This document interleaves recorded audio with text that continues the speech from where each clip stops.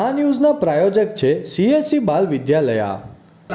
લાહોરી ઝીરા, હર કોઈ પીરા લાહોરી ઝીરા.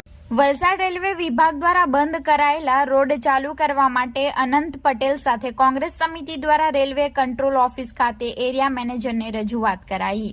તારીખ 20 માર્ચ બુધવારના રોજ 11 કલાકની મળતી માહિતી મુજબ વલસાડ રેલવે વિભાગ દ્વારા રેલવે કોલોની સહિતના 3 રસ્તાઓ બંધ કરવામાં આવ્યા હતા, જેમાં RPF મેદાન પાસે આવેલો રેલવે વિભાગનો રસ્તો તેમજ DSP સર્કલ પાસે આવેલ રેલવે વિભાગનો રસ્તો અને ત્યારબાદ સ્ટેશન રોડ પર આવેલ ઉડીપી હોટલ સામેનો રેલવે કોલોનીનો રસ્તો બંધ કરાતા અવરજવર કરતા રાહદારીઓ તેમજ વાહન ચાલકોને અટવાવાનો વારો આવ્યો હતો. જો કે અગાઉ 2 વાર રજૂઆત કરવા છતાં કોઈ ઉકેલ ન આવતા આજરોજ કોંગ્રેસ સમિતિ દ્વારા તેમજ ધારાસભ્ય અનંત પટેલ દ્વારા રેલવે કંટ્રોલ ઓફિસ ખાતે રેલવે એરિયા મેનેજરને રોડ ચાલુ કરાવવા માટે રજૂઆત કરી હતી.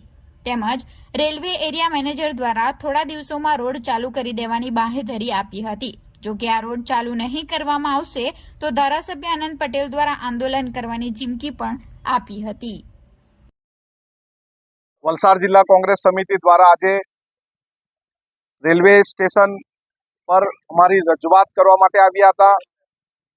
જે રસ્તો આવન જાવનના વ્યવહાર માટેનો જે રસ્તો હતો એ રસ્તો થોડા સમયથી બંધ કર્યો હતો. એ રસ્તો ખોલાવવા માટેની ચેતવણી આપવા માટે અમે મુલાકાત કરી અહીંના પ્રબંધકો સાથે, અને અહીંના પ્રબંધકોએ કીધું છે કે અમે આ રસ્તો થોડા દિવસમાં ખોલી દઈશું.